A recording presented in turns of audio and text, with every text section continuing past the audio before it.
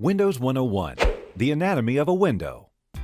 There are many parts that make a window, and we hope this short video helps you to understand all of them.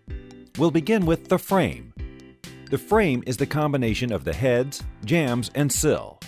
Together, these form a precise opening that the sash fits into.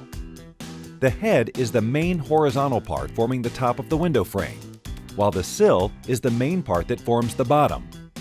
The jambs are the main vertical parts forming the sides. The type of sill in a window determines how water is kept from coming inside the home. On windows with sloped sills, the sash sits down on the top of the slope of the sill, which allows water to run off to the outside. Some windows have a pocket sill. Water collected in the sill escapes to the outside of the home through weep holes. The sash of the window is an assembly of stiles and rails made into a frame, which holds a piece of glass. Stiles are the vertical pieces of the sash and rails are the horizontal members of the sash. As replacement windows are installed in existing openings, it is sometimes necessary to use a sill angle and/or head expander to complete the job. The sill angle is an L-shaped accessory that may be attached at the sill of a window to close the gap left from the existing sill construction. The head expander is an inverted U-channel accessory that can be fitted to the head of the window to accommodate any difference between rough opening and window height.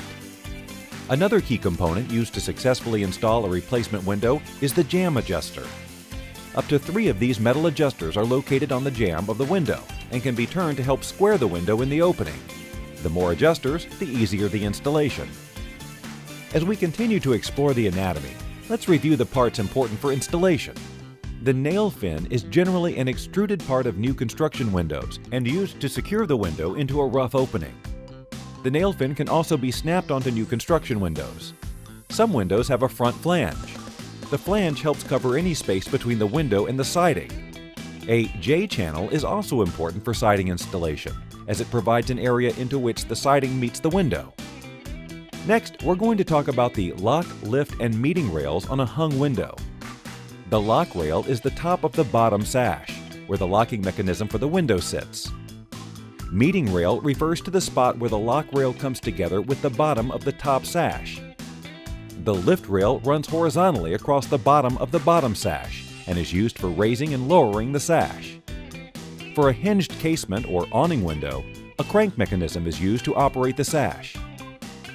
The lock sits on the top of the bottom sash lock rail, and the keeper sits on the bottom of the top sash on the meeting rail, where the two come together.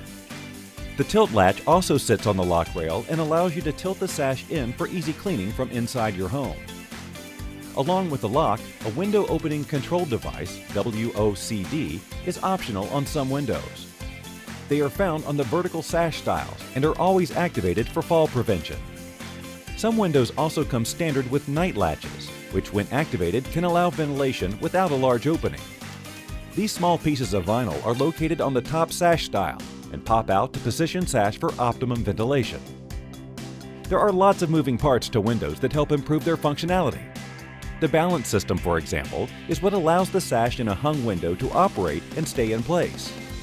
There are 3 main types of balance systems: constant force coil balance, most commonly used in replacement windows, spiral balances that can be adjusted as necessary for ease of operation, and block and tackle for new construction products.